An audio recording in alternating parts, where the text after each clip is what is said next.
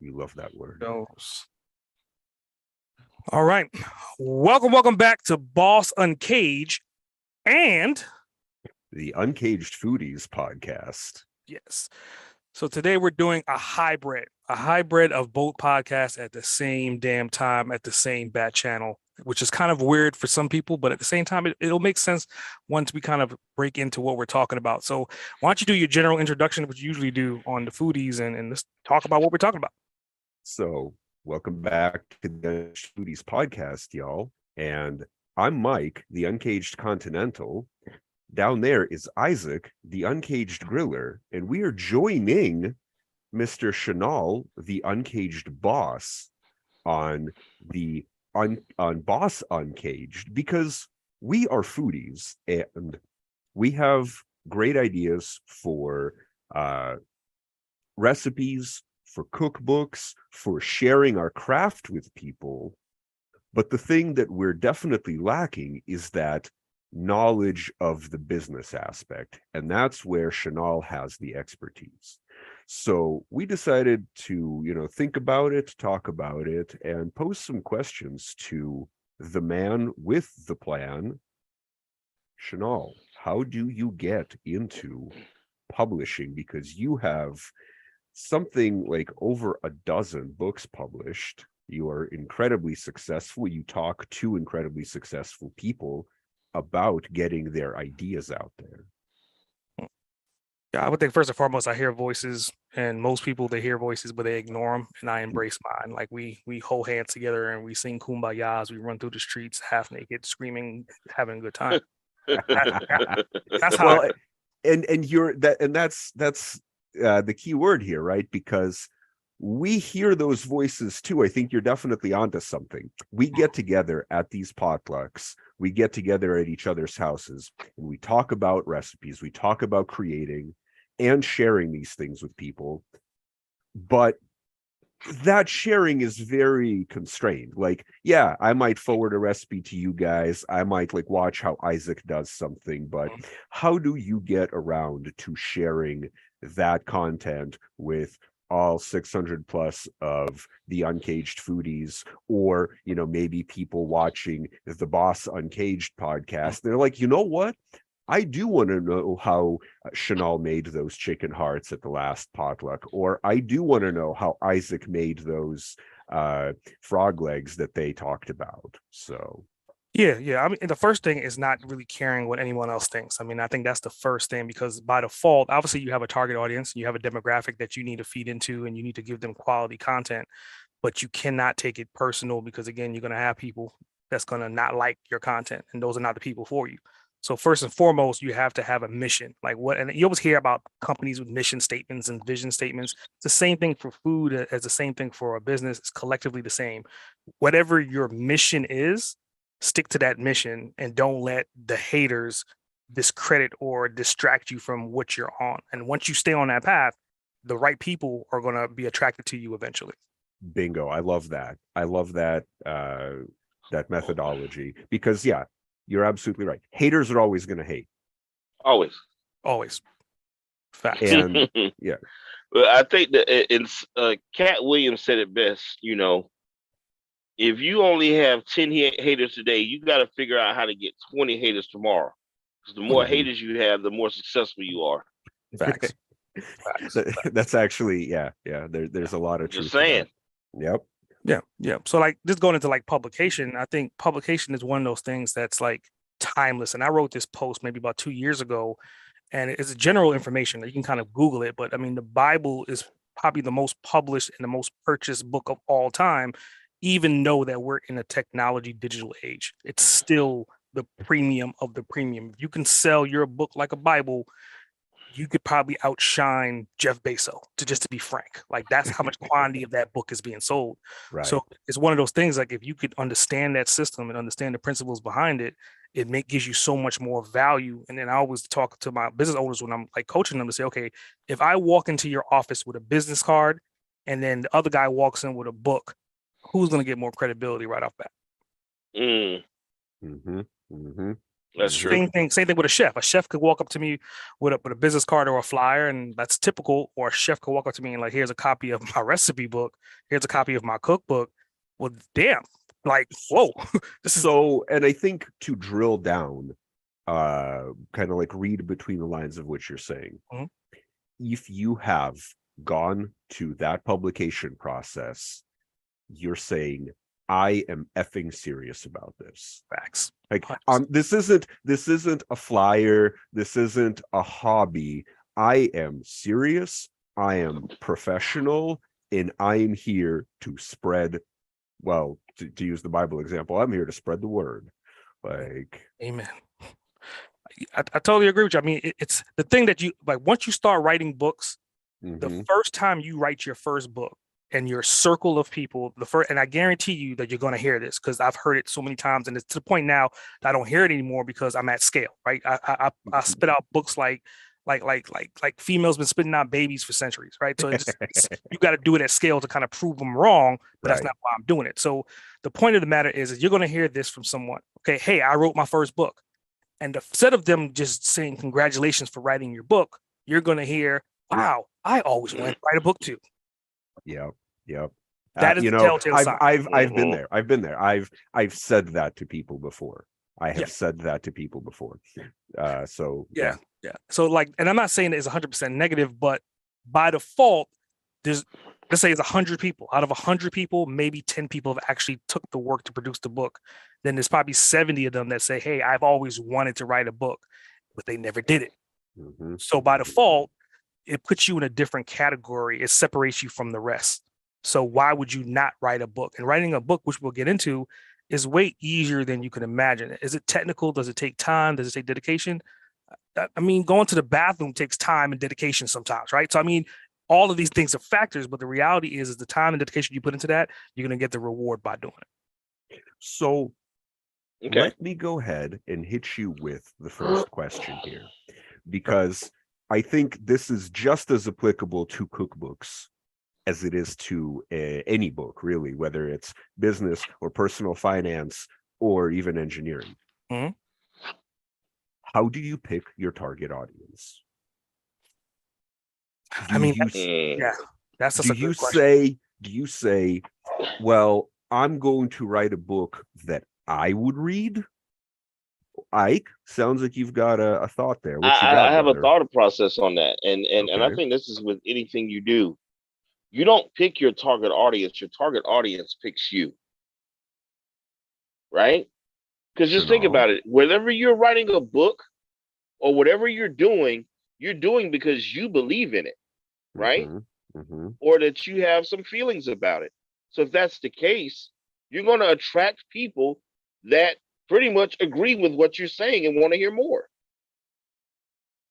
I think you're 100% correct, but you're missing, like you're teaching the philosophy of if I build it, they would come. That shit is false as hell. Okay. So if you build something in today's market, in today's world, think about how much content that I put out there on a regular basis, right? Like the Boss Uncaged brand in our community of people, everyone knows it. For what reason? Because I am spitting it down every damn day. I put that work in, but if I didn't do that, who would know about it? That's a good I created, but it doesn't necessarily they're going to come. You're going to have to influence for a period of time to make it effective to where you have people bringing people to you. That's when they will come. It is nothing about your content being right off the bat. So when you're talking about selecting a target audience, you're going to have to do your due diligence. I can say, hey, I can make a book for 40-year-old men, and I could be talking about bathing suits that females are wearing. And it's kind of like, well, what the hell? Why do you make a book for men about females wearing bathing suits? Again, I created the content, but is my target audience actually going to come to that book? No, because it ain't for them. It's not for that demographic. So you have to know who your demographic is, and you need to talk to that demographic. You need to let them know that you have the information. And that's by saying how or what, things to know, tips and tricks. We do this on the food group all the time. You create content about what you're cooking and you tell them how you're cooking it. That influences them to come back to listen to get more information down the road. That makes a lot of sense. And to follow up on that, I think another thing that you do incredibly well and I think that we could learn from you in a big way, is organization and optimization. Earlier today, before we even kicked up the podcast, just between us, you were talking to me about how to get the hashtags right, get the search engine right, have your topics organized, have your content organized.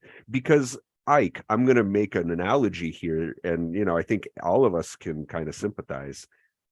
Do you want to go to a potluck or a dinner where things are just kind of thrown around on the table? Or do you want to go and it's like, here are the appetizers, here's the hot entrees, here are the cold entrees, here are the sweets. So you can kind of look through and see what y'all got going on. If it's a mess, it doesn't matter how good your content is, people aren't really going to be able to pick apart the pile that you've thrown at them. Right. Yep. I mean, that makes sense. You much rather want to go to a more organized format, because you're now getting the customary way to eat, so to speak. Right. I think that makes a lot more sense. So I understand where Shanala's coming from. Like, you want to open up to different, you want to target different fan bases to open up to what they may engage want to with, take part in. Yep. But to me, it still seems like whatever, unless it's still stuff that you are positive in, right? So it's not going to be something that you don't believe or you don't agree with. I just think that even though you're targeting different groups of people, I still think that it's something that's within you that believes what you're saying. Well, but you're touching on be real. I think it's like you still got to be real. Like, you can't sell bullshit. Right. Well, not even necessarily being real. I'm not even talking about being real as much as I am just being truthful to yourself or your own personal beliefs. And of course that does fall into the category of being real, because you're being real with yourself as a whole. So that's the reason why I say, I mean, I understand targeting different stereotypes or what have you, and maybe trying to reach people on a different level. But all in all, in the grand scheme of things, you're still trying to you're actually putting out what you're comfortable with putting out, because inevitably you believe in what you're saying and you believe in what that topic is. Now, be that you're on this call, because like, I think this example that I'm about to bring up to you is going to be a prime example. Like, when it comes to business, once you find a niche in a market, right, and you find a void, you can sell something that you may not even use yourself. Prime example, since we're talking about books, and I've went through many different summits about book creation and book development. So I know two guys, right? The younger guys, like, they're in their 20s, and both of them are highly successful at selling romance novels to females underneath an alias of a female name.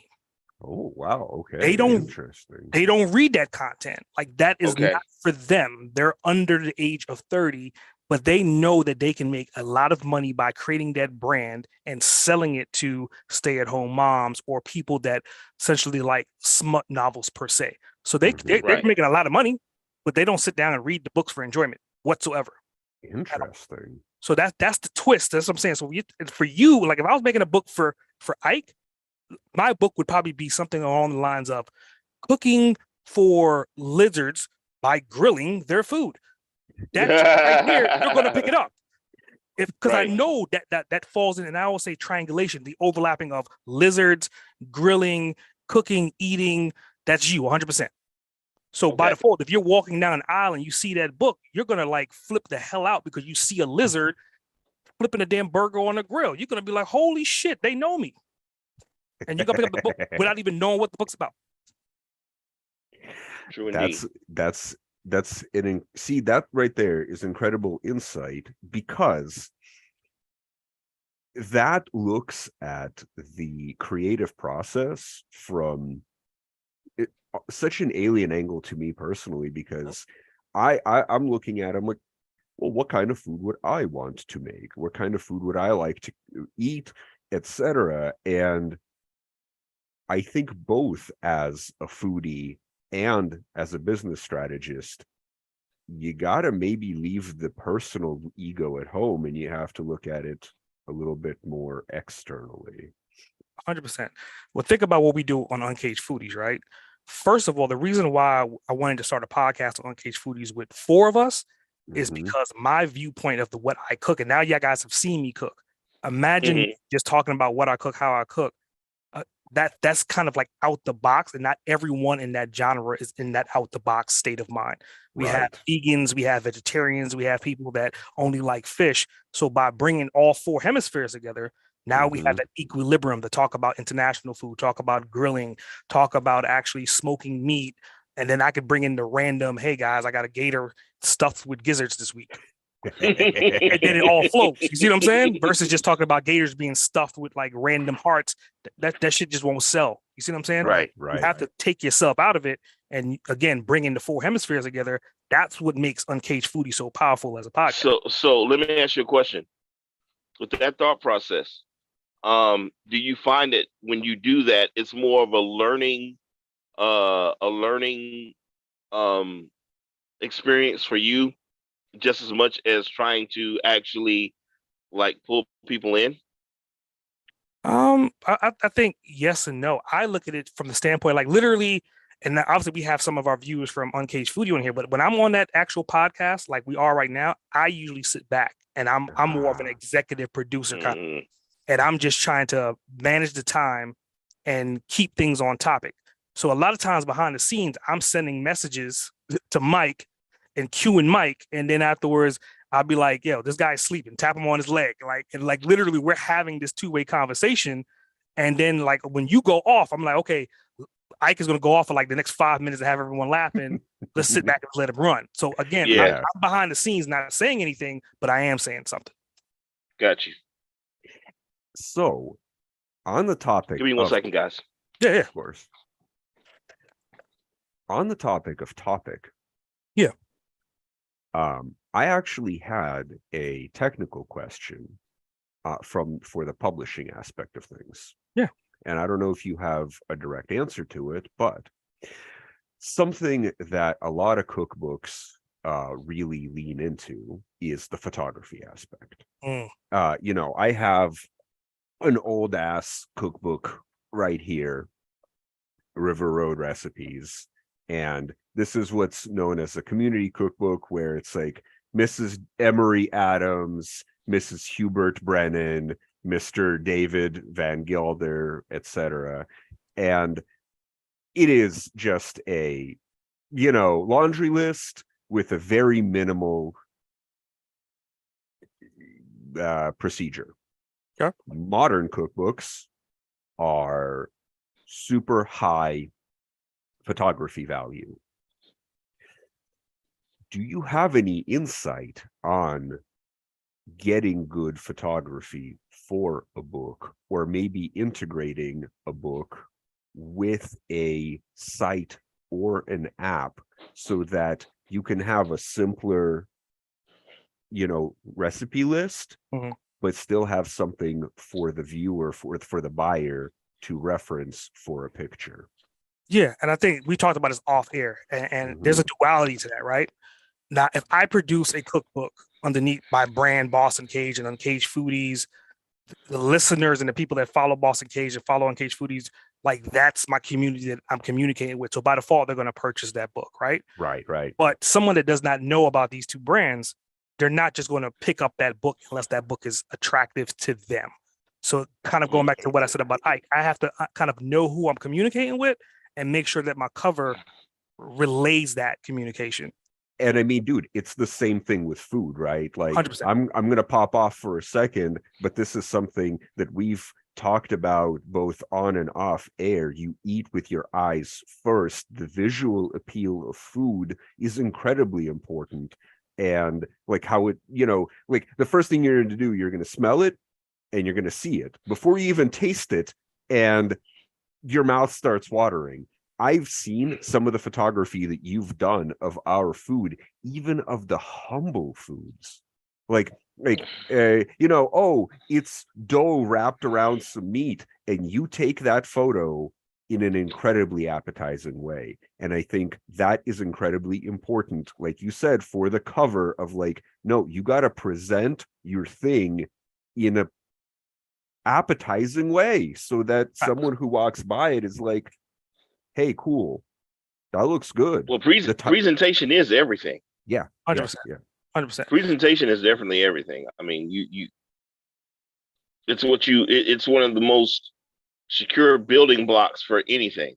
Yeah. Without solid presentation, there is no progress. Yeah. So put a layer on top of that, right? So you're talking about presentation as far as food goes. So that's layer one is the premium, the dish, right? Right. You have to then brand that.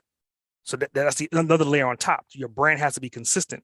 So then think about your visuals of your brand and the statement of your brand also working with that dish at scale. So if I was to create a book, my colors are going to have to be bold and everything's going to have to be kind of more crazy and out there versus if the Continental made a book, it'll be more continental style. You see what I'm saying? Because again, working with him as a personal brand versus a corporation brand, if that makes sense. It does. And I think like, so I already had an idea. This is kind of coming from my brain of a very, I don't know if methodical, but like technical oriented brain of how I would organize recipes, because something that I would go away from, and I'm going to go ahead and talk it out with you guys if you're okay with it. Yeah. But a lot of recipe books, whether modern or old, it's like bread, vegetables, meat, poultry, whatever. I'm going away from all that. The way I would organize is, how long does it take to cook? Because I hate pulling up a recipe and it's like 4 hours later and it's like, well, I wanted to eat today, right? Yeah. It's like so many different parts to it. Yeah. Right. And same thing, if somebody tells you that they have a bread recipe, a yeast bread recipe, that's like less than 2 hours long, it's like, well, you're lying. Like, that's not possible. Right? If you're going to make ceviche, you're not going to have ceviche today. You're going to have it tomorrow. Facts. Right. So the way I would organize a cookbook, for not just for myself, but for people who may be interested in my style of cooking, would be short, medium, and extravagant. Like, here's a 20-minute recipe. This is something like, I would almost be borrowing from your style here, Chanel, where, no, I don't want to do 45 plates, pots, bowls, whisks, etc. I want to make a meal for myself or for a small family today. 20 minutes, 30 minutes, 40 minutes. Then longer recipe, hour and a half, 2 hours. You can still make it day of, but it's going to take a little bit. And then extravagant, 4+ hours. Oh, you're making a cake, you're making a slow cooker, you're making a roast. That's where that's going to be. Smoking some ribs, smoking a Boston butt, smoking brisket. Yeah. I don't want to be looking at ribs recipes if I'm looking for a recipe for tonight. That doesn't do me any good. Right. So if you don't mind, I can sprinkle a little bit of seasoning on that, right? Get in there. Yeah. Everything that you said, I think, is phenomenal. I think is a great way to outline a book. The only thing that I would do and again, this is something that you guys see me do on a regular basis, and I remove myself from the equation. Right. I would formulate it, and I would put that bad boy as a poll. I'll put it as a question, and I'll give it to my audience, and then let them tell me what they're willing to purchase. You see what I'm saying? That's the only difference than what you're saying is I will put it up there and then see. And then you may get other things that you probably didn't think about, things that you didn't process. Market research, right? That's the terminology there. But no, that makes a lot of sense. Yeah. That really does make a lot of sense, where you're polling a little bit. You're getting a little bit of that feedback of like, what do you guys want to see? Yeah. And you don't have to phrase it that way about what you want to see. You could just, say, hey guys, I'm thinking about this and I'm thinking about doing this and thinking about doing that. And here's my 2 or 3 options. Now, mind you, in reality, I probably have 300 options. Right. but I've only presented them 3 or 4 options because those are the 3 or 4 options that I really think was going to work. And I want them to tell me which one they really honing on, right? So 9 out of 10 times, everyone's going to pick 1 or 2. And then you'll have some followers that'll be like, well, shit, I don't want to be the oddball. I'm going to pick what everyone else is picking.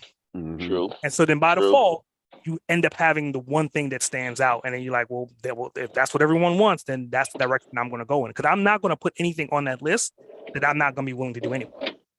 Okay. So then a kind of a follow-up question on the publication aspect is, and this is kind of, again, applicable to food, in prepping food, you might buy more ingredients than you need because maybe you're cooking for a bigger crowd. In publication, how much extra work, like okay, you might have 20 recipes, but before you're going to publish a cookbook, you might need 50 recipes, or maybe you might need 100 and you're going to pare that 100 down to 50.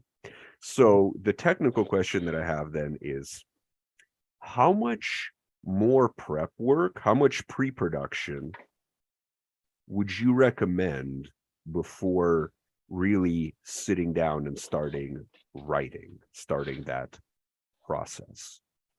I mean, before I even write a book, I don't write anything. I do my general research, but to kind of identify like what you're talking about, I want people to really understand like the mechanism behind that, right? You have to kind of figure out the variables of what you're doing before you even get there. So if you're going from 100 books to 50 books, I look at that as, from a growth strategist standpoint, I am fluffing it up. I may end up with 100 different recipes, and then I may like kind of find the common denominator between 20 of them. But I'm sure as hell going to leverage the other 80. And that's why if you see any of my books, anything that I write, it's volume 1, volume 2, volume 3, volume 4, volume 5, volume whatever. Right. Again, I'm doing that due diligence up front. I'm creating an abundance of content. Why would I do all that work and not leverage the other 80 recipes? Like, what, am I crazy? Right. That makes sense. It does. So because, let me ask. Go ahead. Go ahead. No, go ahead. If you're going to expound, I have another question. No. I was just going to say, like, you don't waste creativity. You don't waste that process. If you have stuff, jot it down. You're going to use it later. This is a secret weapon that we're going to use later. So here's my question. Doing a cookbook, let's just say you're going to do a cookbook. I'm asking this question to you too, and your answers are going to vary. What are the 3 main, how do I word this?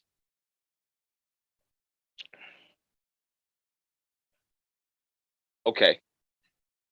What are the 3 main recipes that you want to put on your cookbook? And it could be any style of cuisine, multiple styles of cuisine, or anything. I opened it up for you. Yeah. Because I was going to say, what are your 3 main types of cuisine are you going to put on your cookbook? And that's just going to make you target different ones. But this is a little bit more open. So I do actually have an answer. Okay.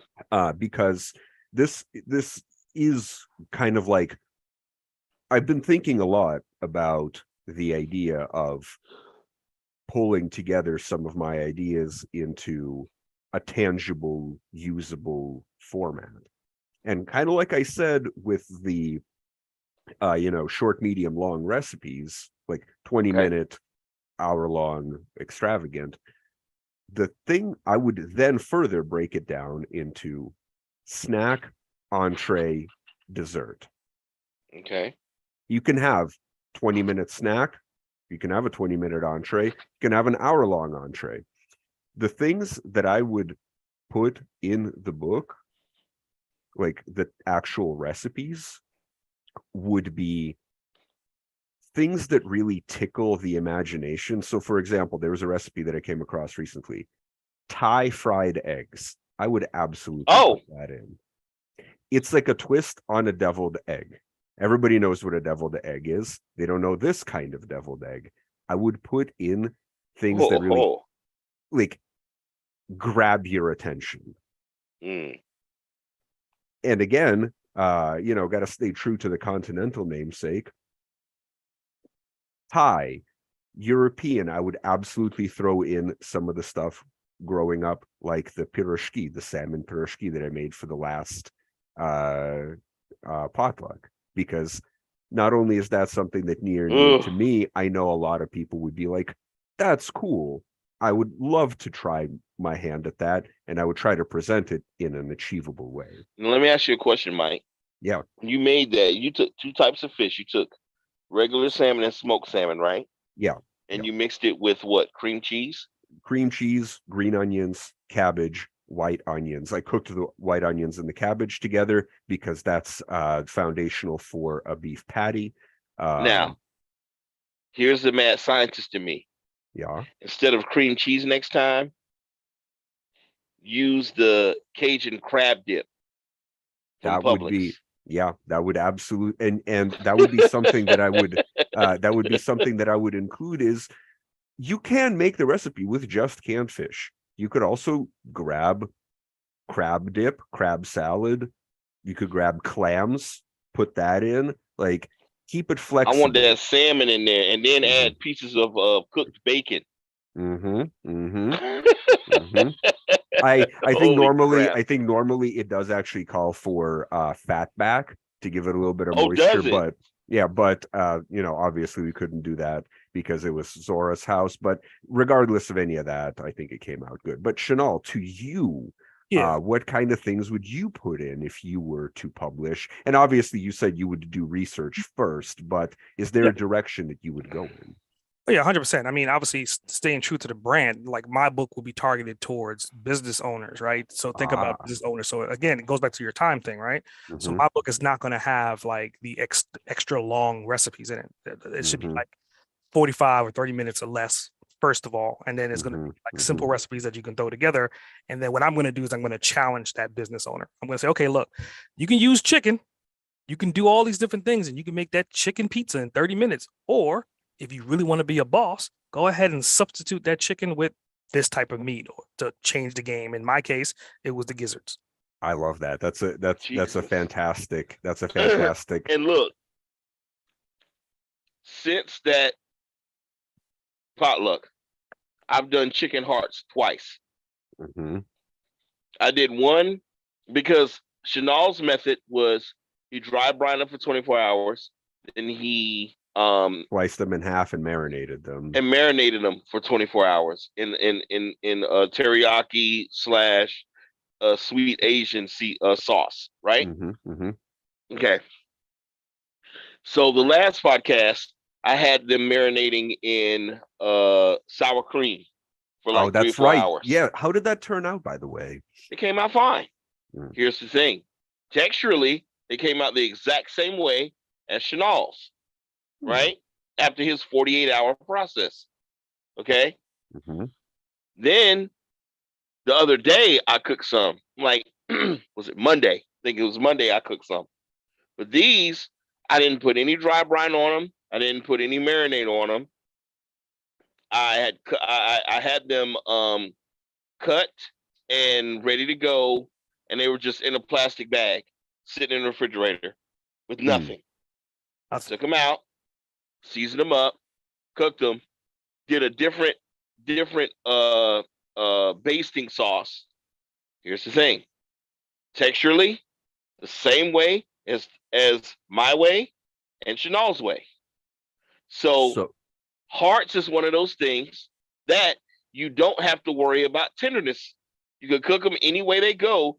Texturally, they're still going to break down the same way in your mouth.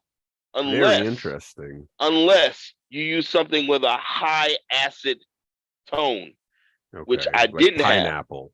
Like pineapple or something like that. Pineapple is going to degrade anything. Okay. I want to try that. Talked about texturally, but what's the flavor like?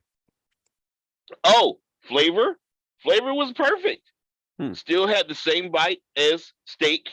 Of course, the sauces threw off the flavor profile a little bit because they were different. But the flavor profile, and I used the same rub on both of them. So I used the same rub on both of them, and then I just changed the sauces. That was the only variables that changed a little bit, was just the sauces, right? So, but I want you to think about before you continue forward what you just done. And again, you're not thinking about it like this, right? Because again, I'm always like looking from the outside in. You're talking about how you enjoy the process of playing with these meats.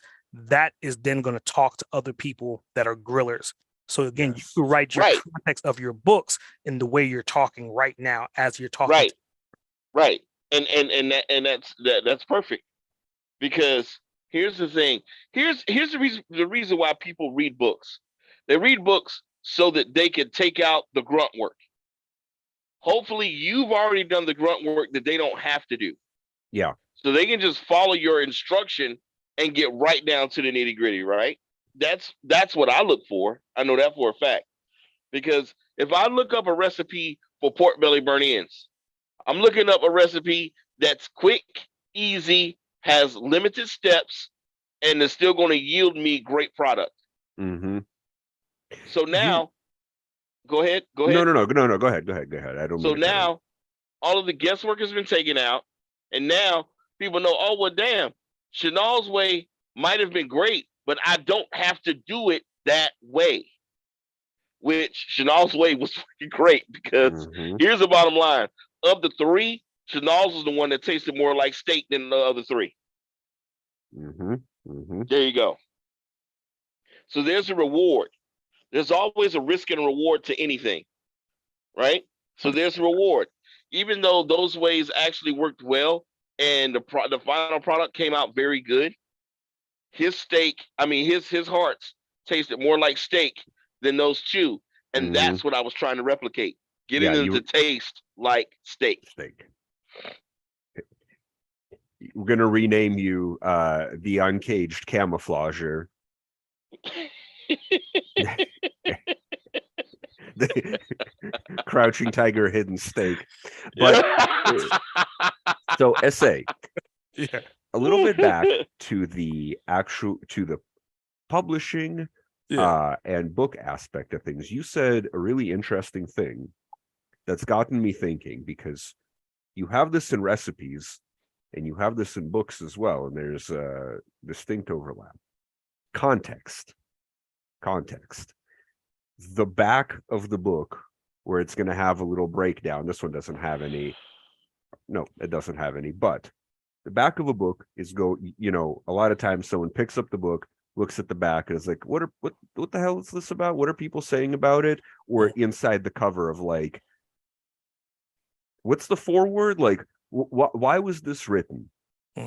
How important, in your experience, is that an important step of creating a piece of written work? Is it important to have a strong synopsis that someone can pick up and be like, got it, that's what that's about? 100%. I mean, you have to think about it from the standpoint of there's your market and there's people that don't know you. So Right. The whole judging a book by the cover thing, everyone judges the book by the cover, and even more so the back cover. So if you're not listing, like what Ike said, they're looking for information to help them either how to do something. That's a keyword. Quick, fast. Those are also keywords. Effective. That's another keyword. They're looking for that type of information to make them do what they want to do faster at scale. But if you're not listing the benefits, then you're wasting your time. The back cover is not about you. So a lot of times you see people's face on the back cover. That's traditional for like novels, but in reality, self-help books or like nonfiction books, they want to know the damn facts. They want to know exactly what's the benefit and why am I going to spend $20 for this book that's next to 100 other books that's just like it. Right. Yeah.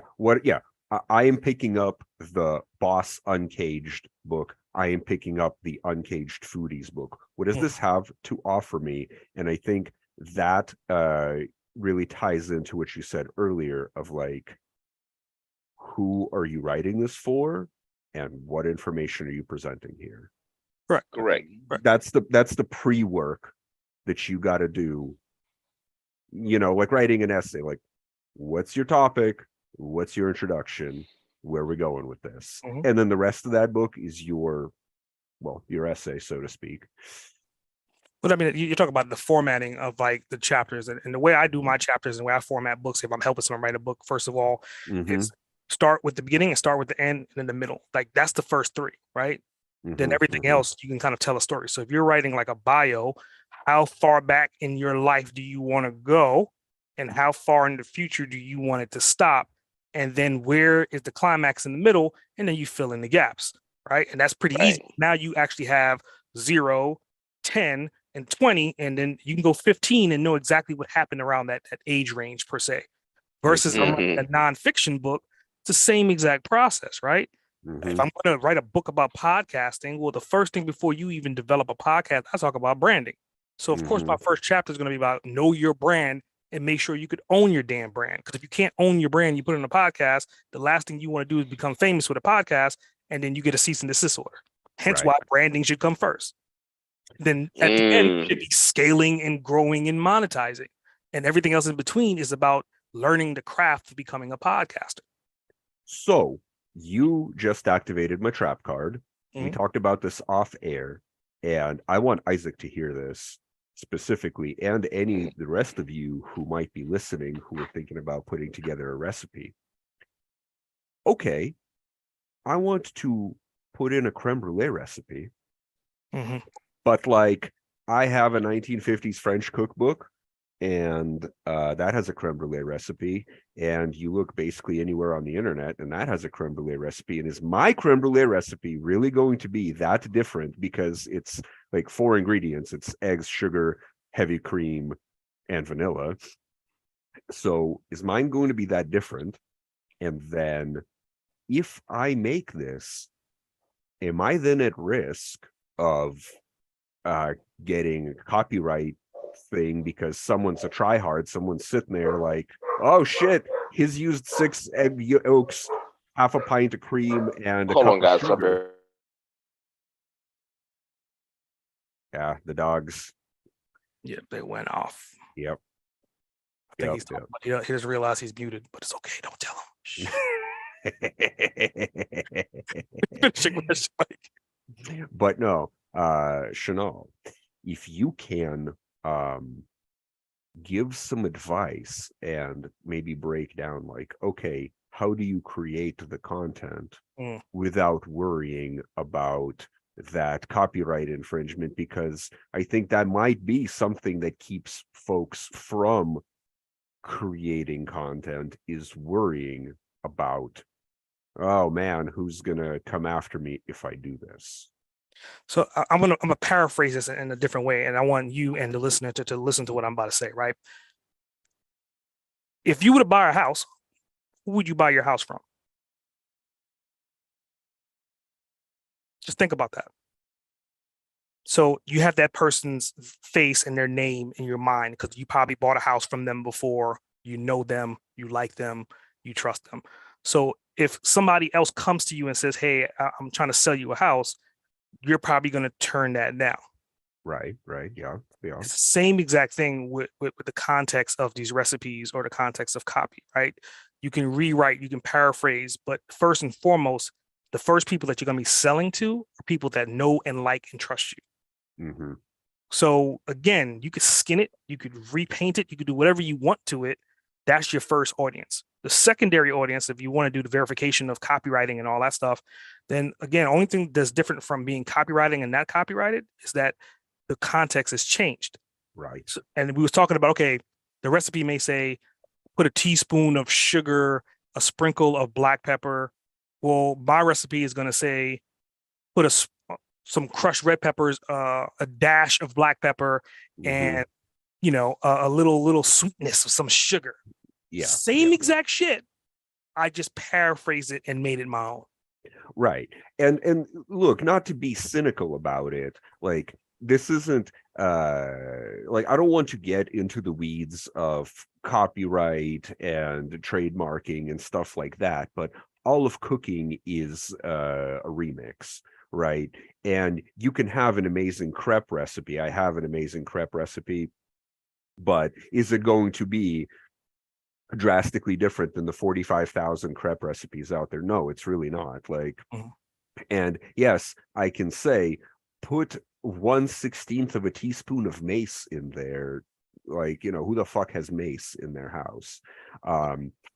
and I know what I would do. I don't know if this is intelligent or not, but I would probably say somewhere in the foreword of like, a lot of things here are optional. Follow your heart, like, and follow your instincts on cooking. Yeah. I mean, again, it's just two different hemispheres, right? It's people that know you, and it's people that don't know you, and the people that know you are going to buy it, and then they're going to recommend and refer it. So if someone is recommending and referring it, is the friend of a friend of a friend, 6 degrees of separation. So they may not go to the bookstore and buy your book unless that book was recommended from their friend, and that's how they've got to know you and your brand, first of all, right? Versus if they walk into the bookstore and they're looking at multiple books, they don't know you, but they see that famous person that they've seen on TV, who would think they're going to buy his book or her book because they've grown to like, and now they trust that person because they've seen them on TV. So that person has more clout than you do in that environment. For sure. And I think bridging the gap between, that's where the really branding and reach out comes into play, is getting more people to recognize you. And also, this is something that you mentioned in off air, before we even jumped in, is when you have a publisher or distributor that's kind of a household name, you're going to have the outreach to be on some shelves, to be on a like in a household name type of publication. And there's strategies to that as well too. I mean, like we talked about this earlier as well. So I just want to listen to think about this. If you're going to create a recipe book and you're scared that you're not going to be able to get it published because you're going to have to submit it to like 500 different publishers for one to say yes, you could take that power into your own hands, and the strategy of creating volumes and multiple different books becomes very appealing. Only thing you have to do is create that first book yourself, or hire someone to commit to developing that book for you. Then you sell and you promote that book, and then you leverage that to say, hey, publisher, I've sold and I market my own book. Now I have 2 more books that I haven't released yet. That kind of it's more sexy to them, because again, you're not selling one book, you're selling a series. So they'll take that first book and your other 2 books, re-engineer them, change out the covers, change out everything, and then release those books all together as a collective, as a 3-book unit, which has a high premium, more sales per transaction. So like, I'm talking all the business jargon, but that's the way it really works. And if they're selling that book to a library or to a school or to a restaurant per se, they're selling it at scale versus selling one off to the individual that's buying it from Amazon. So I know we kind of straight off topic, but I asked a question, Mike answered it. Kind of want to backtrack and go to it. Yes. Chanel, what up? I'll give you my answer first, and then I'll let you go. Okay. So, top 3 things that I would want in a cookbook for my, like, if I were doing my own cookbook, it would be any type of barbecue. Of course. Put that out there. Then ramen recipes. I would love to see a lot of different ramen recipes, and also cold ramen recipes. I don't know if you've ever heard of that. I've not heard of cold ramen either, but I think that a cold ramen would go good on a hot day. Yeah. And it doesn't have to be ice cold, but something that's just like cooler than hot. There are 2 cold noodle dishes that I'm aware of. There's soba, which is cold, and it's eaten with almost like a barbecue dipping sauce. You dip the noodles into the sauce. And then there are Korean cold noodles, japchae.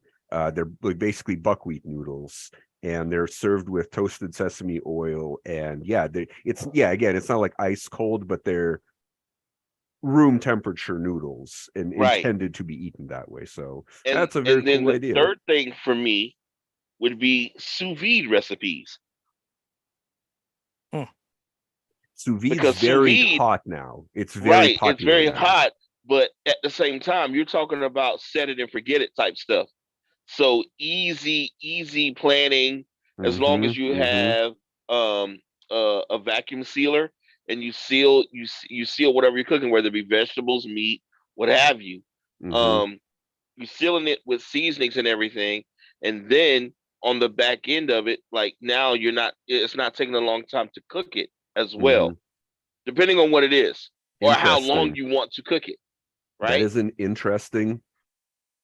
That is definitely an interesting cookbook. And I don't know that there is something like that out there, because that is very varied and like very creative, actually. Right. It's all over the spectrum. Yeah, it is. You go from barbecue to ramen to sous vide. Like, what the hell? Like, what? There's so much in between all of those.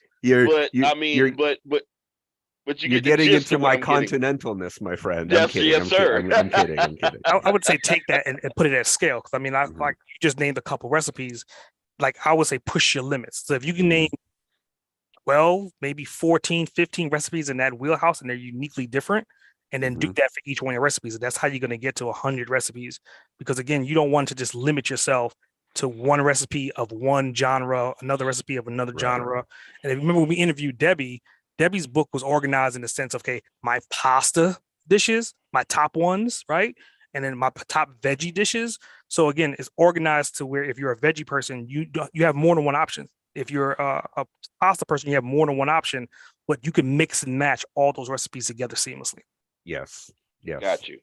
Absolutely. And that's actually unintentionally, but that is what I was thinking of in the breakdown of my my book, or my ideas was the first class breakfast menu from Titanic.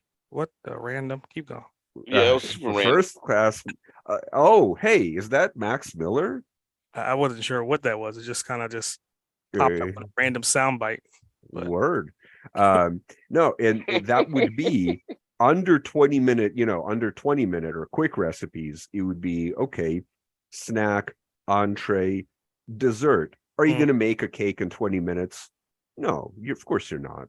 But I would absolutely throw in a quick dessert, because someone, like, you want to have a complete meal. You want to have your, stir-fried pork served over rice, but maybe you do want something sweet at the end of the day, and you want to cook it yourself. And I think that's what stops a lot of people when it comes to cooking. Like that's absolutely my approach, is how to engage people. We talk about this on Uncaged Foodies a little bit, but like, how do you engage people and get them to go out there, try new things, new things, right? Mm-hmm. Right. So Chanel, yes, your 3, what are they? My 3, it's kind of it's a blend between what Mike is saying. I mean, obviously, I'm thinking Mike's book would probably be like the 4-course or the 5-course meal, and mine will probably be more so in the 3-course, right? So it's kind of like a light appetizer, something that you can kind of throw together really quick while you're in the kitchen. Because again, I'm thinking from a business standpoint, what's an opportunity for you to have your kids in the kitchen doing their homework, or your wife or your husband in the kitchen with you talking, and you guys are snacking on some kind of appetizer, right? Yes. Right. Again, I'm telling a story, and I'm building that brand equity by doing that. And then part of that would be, okay, you're cooking this 30-minute meal, which is the main course, and then you're going to follow that up with some kind of refreshing, dessert, nothing too heavy, something that's light, and kind of those will be my 3 main sections. And so again, I'll do multiple things as far as appies, I'll do multiple things as far as main dishes, and I'll do multiple things as far as dessert, and I'll make them to where they can interchange. So I'm probably definitely gonna put my dump cake in the dessert, right? Yeah. Probably definitely gonna do pizza. I'm probably definitely gonna do the hearts. But again, keep in mind the substitution could easily be chicken. It could easily be steak. And then I'm gonna have that punchline to say, well, if you want to change it up and make things a little bit different, try these other types of meats. That makes a lot of sense. And that also sticks very well with your personality as well, where it's like, I think that is a very you answer. I love that. I mean, again, all of our books need to represent us. And again, we're talking about, building the brand of Uncaged Foodie, but that's what I was saying before. Each one of us, as the host of that particular podcast, we all have to have our own unique book. Right. To talk from our point of view, to talk to our community. So you may have 1,000 people in front of you, and 200 of them may resonate with me. 300 may resonate with Mike, 400 may resonate with Ike, and you may have like a team of butchers running down the street chopping stuff because they resonate with Zach. So you have to talk to them. Truth. So then it sounds like what I'm taking away here is that community engagement and figuring out what people like about your brand is a very important core step in developing your like figuring out what direction you're going to go in. 100%. And you don't want to pull away from that, because like once you pull away from that brand equity, people start to get confused. And what is he trying to do? And then you lose them. So like you can keep them on their toes, right? I keep people on their toes all the time. Like, what the hell is he going to do next? But no matter what I do next, you know it's going to fall underneath that brand of Boss Uncaged, and it's all going to make something into the ecosystem. Prime example, this podcast right now, like two separate communities, all about one about food, one about business, but we've seamlessly merged those bastards together today. So actually, another very important point here, and that is the crossovers. This is relevant to books, but it's also relevant to brand and cooking and a lot of things like that. But interfacing with other authors, interfacing with other creators, what are some of the benefits of that? Like, how like, first of all, how do you do it? I mean, in our case, we knew each other, so it's like, well, hey, we're gonna cross over Uncaged Foodies, Boss Uncaged. This makes a lot of sense. But how do you interact with a little bit of other creative minds and kind of like grow your own knowledge? You've been seeing it happen every day for our entire lives. I mean, look at music, for example, right? If Kanye drops an album, he may have an album with a song that's featuring Jay-Z, right? Right? Think of it from the standpoint, if you're watching the Food Network, you may have a show with new chefs and you may have a guest chef coming on. It's the collaboration between the influences. Like that, we've seen it a million times, so we're doing that as well. Your target demographic, Ike's target demographic, and my demographic are all coming together right now for this podcast. So by default, they're going to share and they're going to connect on multiple different aspects. Do you think there's value in let's say, we're all writing a cookbook, for example, and I don't know if you've done this in your publications, is there value in, like, I write the Uncaged Continental Cookbook and maybe there'll be a recipe, it's like, like you said, featuring my friend Isaac on the grill, Chanel, you're doing something and you're like, yeah, I got this idea working with Zach, he told me that this cut of meat would be great. Is there value in that, to have a little bit of that crossover? Oh yeah, I mean, that's cross marketing. I mean, why do you think people get famous people to write their forwards of their books? Okay. I'd not really thought about it. Yeah, but now when you think about it, imagine if I'm writing a book and I'm like, hey guys, I got Tony Robbins on my forward of the book. They're not buying a book for me. They're buying a book because Tony Robbins did the forward. And then they'll read the book after they read Tony Robbins' forward. And then they'll be like, well, this essay guy kind of knows what he's talking about. I need to see what other books he has. And that's why you need to write more than one book, right? Because they're going to find the one book and then you have a backlog of books for them to purchase later. Okay. I dig it. So it's the same thing with what you're talking about, the recipe book. Of course, we should feature, like, again, we should have our own individual books. But again, we're not going to stop with one book. If it's up to me, we're not going to stop with one book. You have your own primary book. This is the classic Continental book. And then you have the volume 2 of the Continental. And then you start to bring in, like you said, Zach and Isaac and my stuff, right? And then eventually all of us come down and say, you know what, guys, let's get that Wu-Tang album out. Let's bring all the Wu-Tang members together. Right. The anthology. Right. Because I mean, that's what no, Wu-Tang did it backwards. Which Wu-Tang put out the first. They did. They put out the 36 Chambers first, and then everyone did their own offshoots. No, they didn't. RZA and GZA were the first ones to do single albums before Wu-Tang became a group. So you have to remember that. Like RZA was that is Raheem and all that other stuff. That is true. That is true. I forgot about that. And then GZA had an album before RZA. So it was kind of like, but it was only 2. Exactly. But once they did the main album, then it was like 10. So okay, all right. Sounds like as Jizza, I gotta put out one of the first solos Facts. here. So I'll get started on the Uncaged Continental book first, and we'll go from there. Yeah. But So here's another question I was going to ask earlier. What is there a set number of content? I mean, what's the right amount of content? I know y'all said like 50 recipes to 100 recipes or something like that, but as far as doing an individual book, not a collaboration, but an individual book, what's the amount? What's like the right amount of content that you want to put out to make a successful book?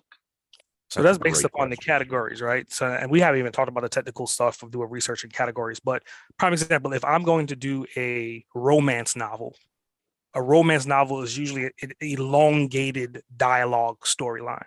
But I do not want to sell myself short by making that one book 500 pages. What I'm going to do is I'm going to write the entire thing in maybe 3,000 pages, whatever, but I'm going to do the format that I said before. I'm going to have my middles and my highs. And every time I get to a point where it dips down in the story and is about to climax again, I'll cut that story off as a cliffhanger. And then start the next one where that one leaves off. So you'll end up with a series of books that way. It works the same way with nonfiction, right? So if I'm talking about how to build and develop podcasts, the intro book, and then when that book ends and we're talking about, you got to figure out how to monetize it. Book 2, monetization of podcasting, right? So I'm taking that cliffhanger and I'm moving it into the next book. Food is the same exact thing. So for you, if you're going to make a first book, a book could be anywhere from 80 pages to, I would say, about 180 pages on the low end. But if you cross over 200 pages, that book is going to cost you too much to make. Then you have to sell it too high of a premium. So you have to figure out, and this is where the research comes in. You have to look at Amazon and see what these other books are. And if you start looking at the details of the page count, you'll start to see a common denominator. All the books that are selling at top sellers are all within the same bucket range of page numbers. That makes a lot of sense. Okay. That right there. Go ahead, Mike. I was just going to say that right there is excellent technical advice of like, okay, yeah, don't make a compendium of 500 pages, but also, don't make like a little pamphlet kind of thing. And a little bit of, do your homework, like take a look at your contemporaries. But okay, sorry, I go on ahead. You gotta tease them. You gotta tease them. Literally, you gotta warm them up. You gotta tease them to be like, oh my God, I want more. Right.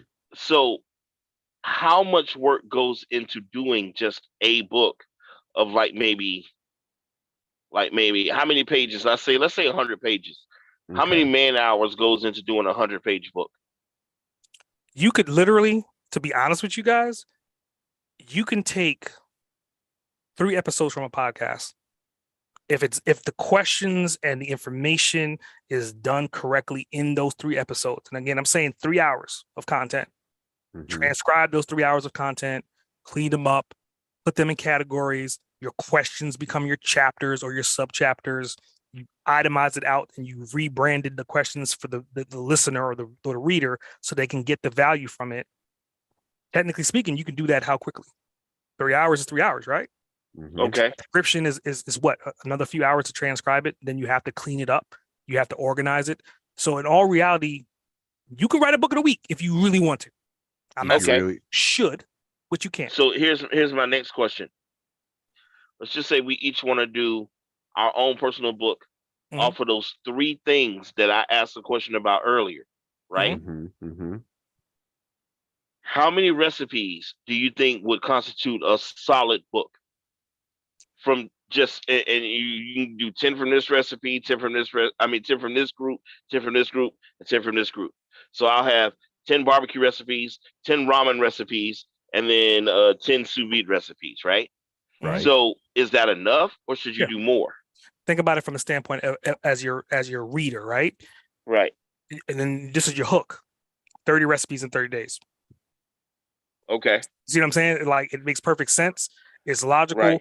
Or you could say 30 recipes in 30 minutes per day for 30 days or whatever. And again, I'm just throwing it out there, but now you have these keywords to hook the individual. So now they don't have to think about 30 days of recipes.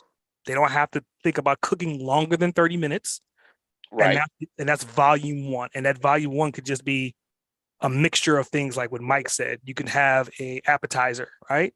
You can have dessert. You can have a main course, or it could be 100% just about barbecuing. And then the next book could be 100% about baking. And the book could be 100% about frying. Ike, I'm also going to hit you. I'm also going to hit you with a little bit of like rhetoric, because this book that I have here, look at this. This is 3 recipes per page, sometimes 4 recipes per page. This book it's not a thin book. This is No, it's not. This is 250 pages. Wow. There are a shit ton of recipes in here. It really is. It really is. Hold on. There's a punchline. These are not very good recipes. Facts. These are not very good recipes. I have gone through and I've earmarked the good ones, and there's not that many good ones. So quantity, like, over quality. Yeah. So if you have 10 barbecue recipes, 10 ramen recipes, and 10 sous vide recipes, that's 30 recipes. That's not a lot. But if each one of them is a banger, and you have a little bit, you have a little 5-page introduction of like barbecuing and why it's important and why you should do it, ramen, why it's delicious and should be a food group as considered by the FDA, right?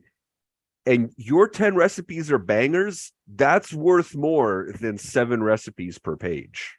Well, I can tell you the 7 recipes per page was a failure, period, because again, there's no pictures, there's no step-by-steps. So 30 recipes is really, I only said 30 because again, if you times 30 by 5, that's what number? 150, yeah. Right. So it's a 150-page book that you have your introductions, your index, maybe your glossary at the back. So you end up with 180 pages, which is standard size 6x9 book. And then each one of those 5 pages, you cover your recipe. The first page is the image, the title page. The second page is the ingredients. The third and fourth page is the steps on what to do and how to cook it and how to prep everything. And then the last 2 pages is about plating it. And then talk about it. And then you have a note page to say, hey, what did you change the recipe? What did you like about the recipe? Do you want to share this recipe with someone else? Yeah, possible substitutions. You can have a little half a page of like, if you ain't got this, use this, that kind of stuff. Yeah. Because I don't think you need to get caught up on needing 90 recipes for a successful book. Again, that's just my opinion, man.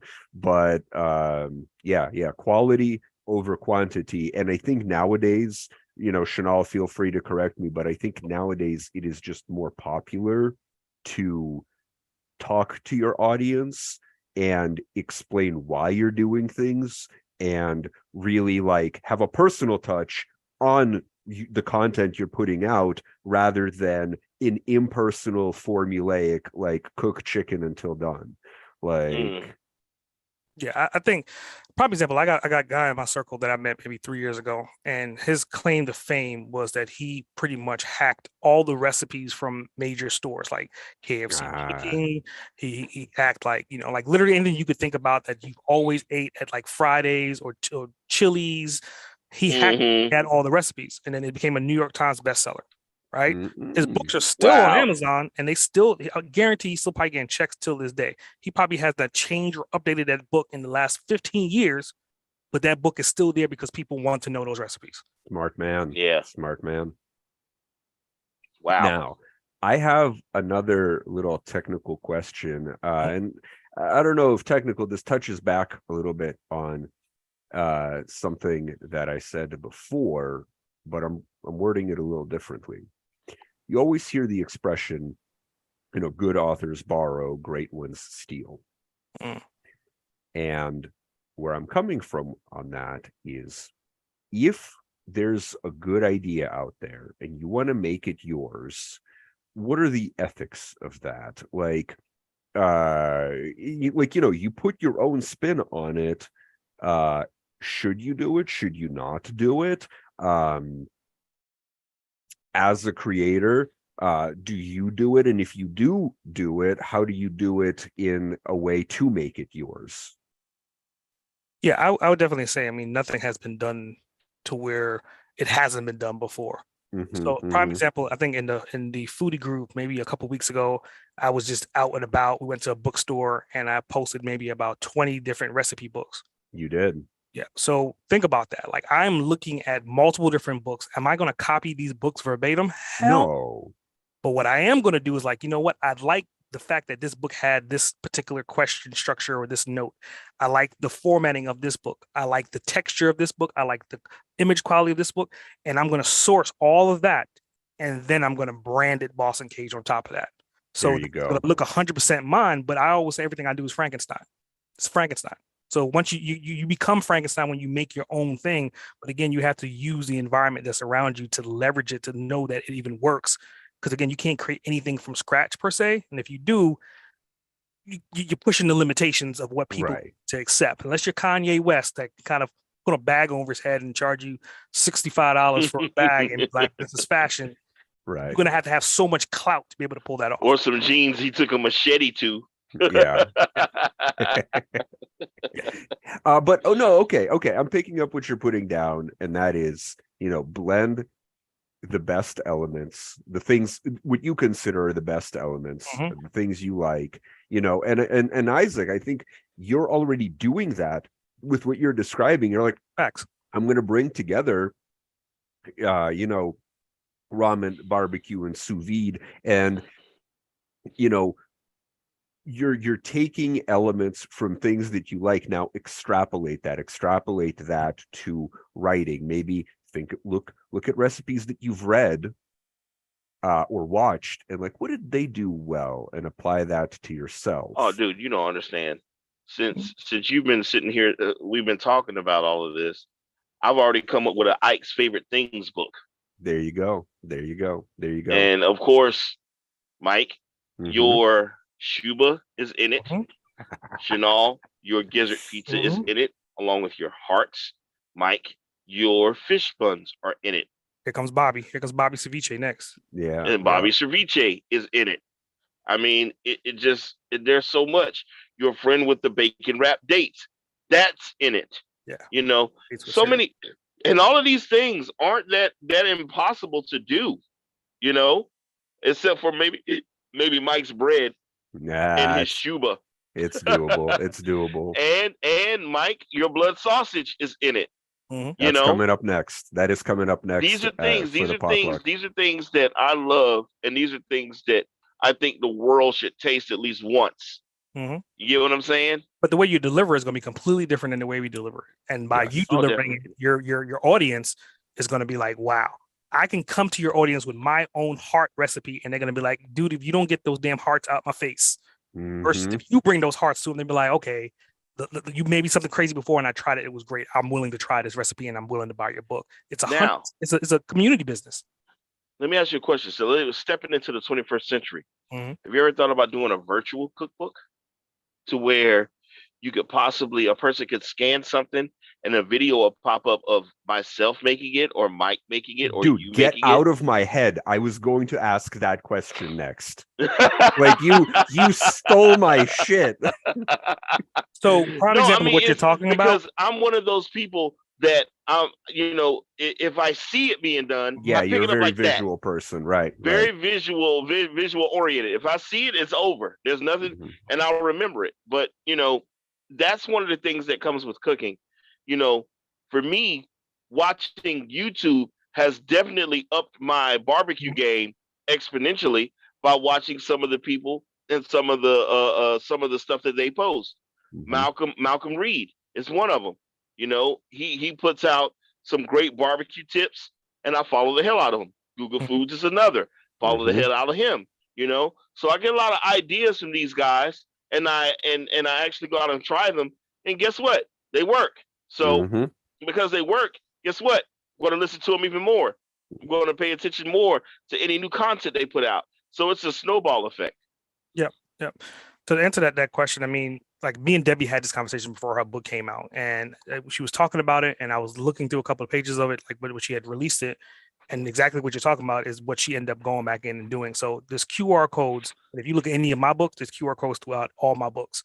And that's the gateway. That's the gateway drug. So you start off with the content and then you create offline content outside of the book. And that's a marketing strategy to pull that reader from in the book into your Facebook group or into your YouTube channel or into your course or to your upsell. You have to send them somewhere, but you have to put it to where they're reading it, but now they want to see how to do it. They want the step by step. Right. And that's less of an ink marker because you're not having to write everything. You can just put a descriptive ingredient list on your screen and say, hey, this is what you need, blah, blah, blah, blah, blah, blah, blah. And we're going to follow it step by step. And you go from there. Yeah. So I think you're having that eureka moment right now. It's like if you were like a digital marketer and you're becoming a digital marketer, believe it or not, like you're talking about, I'm writing a book. That book goes with my course, right?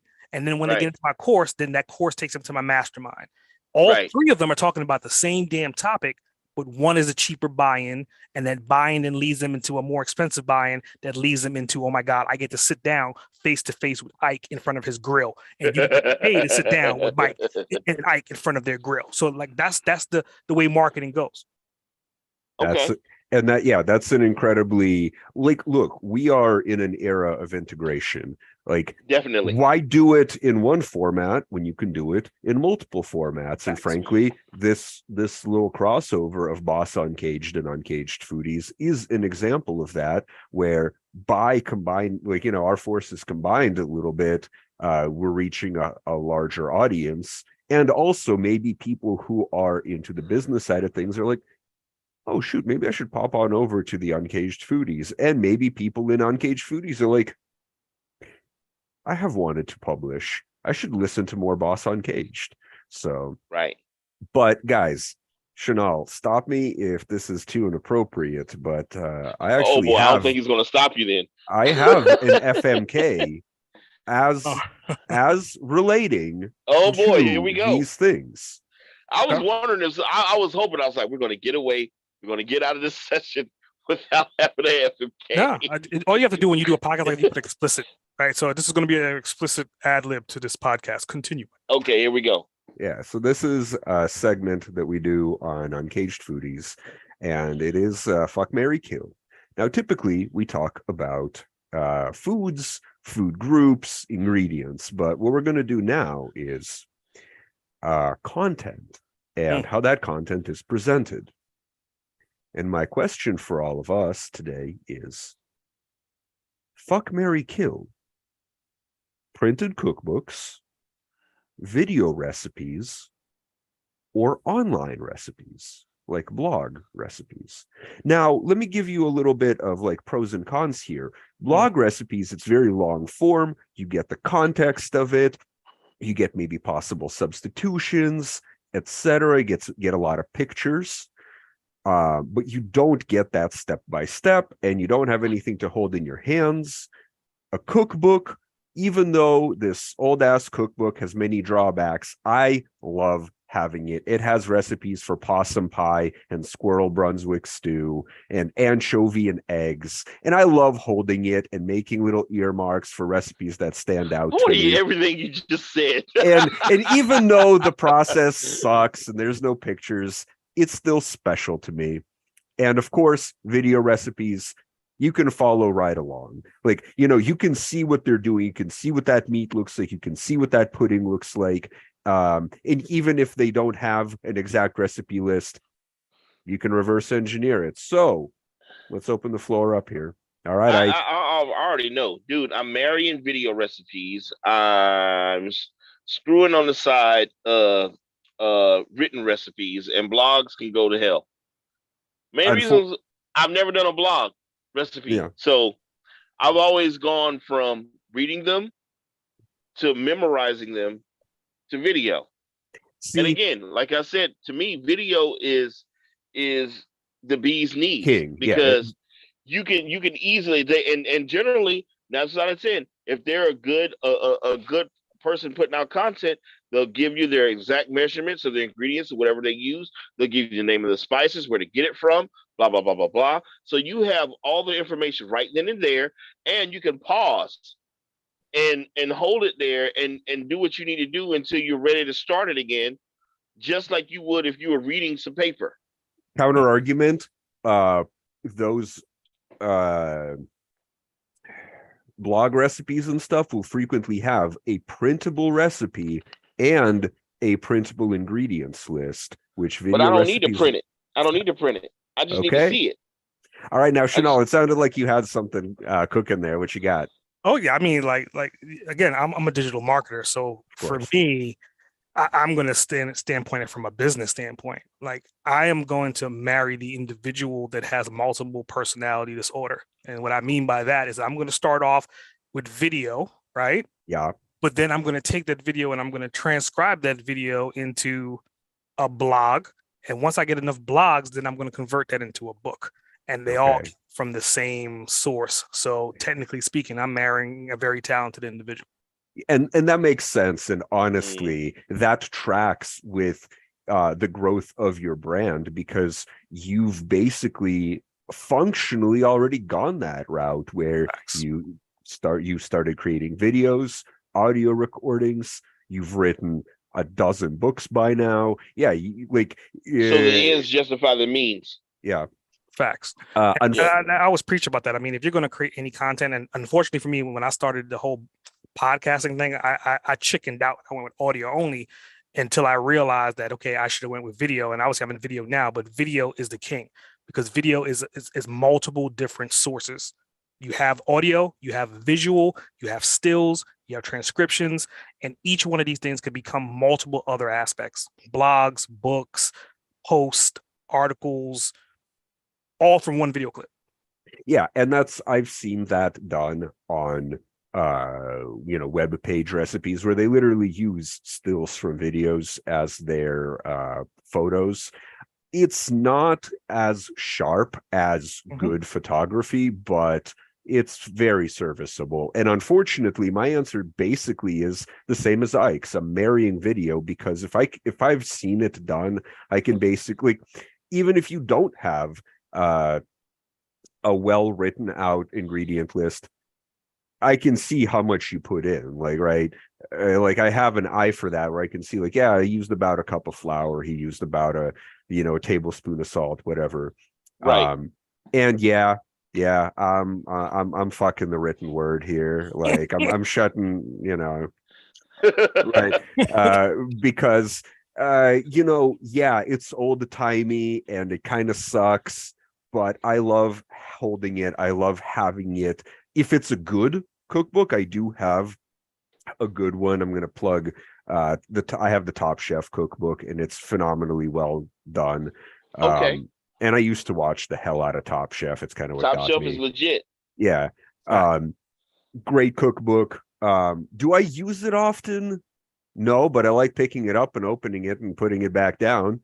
And yeah, I honestly think that web recipes are superior, but I'm killing them because if video exists, I prefer video. Yep. So, but I understand why Chanel did it the other way, because that format fits his necessity for needing to get his brand out. Yes. So that's the best way to do it. 100%. You'd be stupid not to. And I would be stupid not to do it all three ways, actually. Yeah, and that's limiting. I mean, I did a presentation one time about, I think it was 128 variables of content you can create from one video clip. Oh, wow. So I want you to think about that. Like, we only talked about 3 or 4 of them, but I mean, you can break down a video clip into so many different aspects that we didn't even cover until you hear them, and then they all make sense when you listen to them.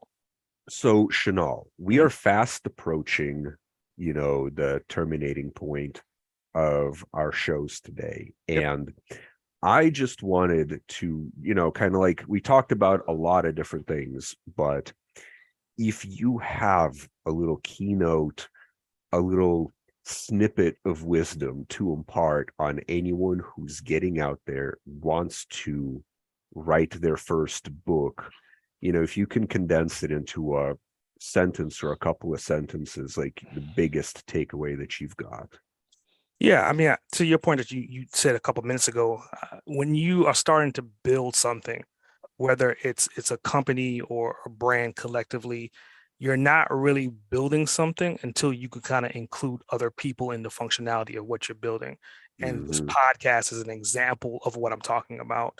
Right now, we would not have been here if I did not let go of that business boss mentality to do all the work and hold all the ownership of one thing and Mhm. separate yourself from that and give people their own ownership. Prime example, like I would say, and you correct me if I'm wrong, I would think like Mike is essentially like the main host that starts off the Uncaged Foodie every single time right now. And he closes it every single time right now. Mm-hmm. And all three of us kind of just follow his lead and he's owned that seat.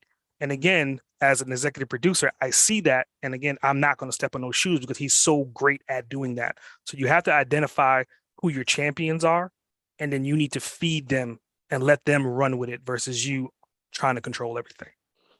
And I mean, whether he was great at it from the start or not, he's actually progressed himself in those roles to where there's no need to step on toes. Facts. 100%.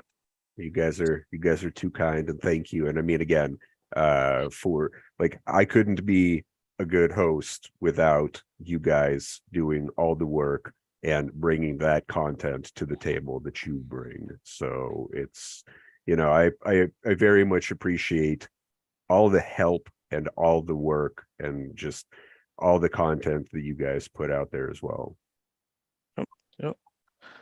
Anytime, Last brother. words from you, Ike? Any last thing? Because I mean, I think Mike and I said our piece. What's your piece? What's your thoughts about this whole joint venture thing that we got going on? No. I think what it's going to do, well, hopefully, what I want it to do is the mantra that we hear every day at the ending of every podcast. I want more people to get out and try different things.